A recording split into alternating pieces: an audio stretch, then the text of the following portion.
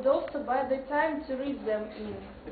But, as a rule, the purchase of books is mistaken for the appropriation of their content. What is the last book you have read? This question goes to Mark.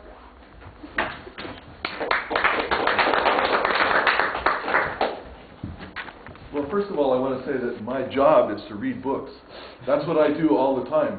I'm constantly reading because I'm a literature professor. So I've read, in the past 3 weeks, The Great Gatsby.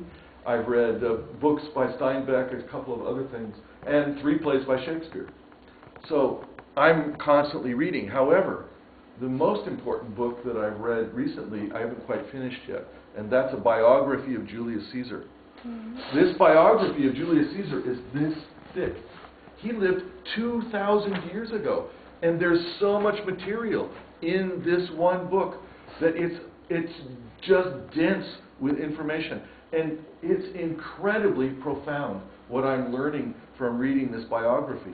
The one thing that is really surprising to me is that Rome lasted 1,000 years.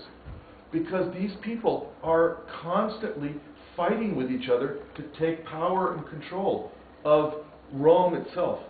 All of these aristocrats are fighting with each other constantly.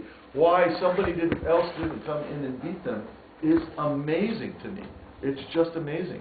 And the other thing that's incredibly interesting about this book is the violence of human behavior.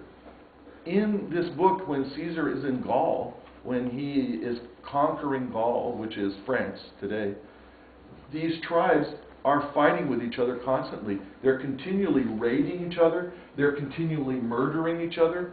And then the Romans come in and provide some stability by controlling all of them and by keeping them under control. It seems to me there's enormous flaws in human nature. And this is the thing that's the most profound to me, is the stupidity of human beings. Why would anybody create more life to have children, to raise them up, to be murdered by morons that live around you in these other tribes? It's just incredible.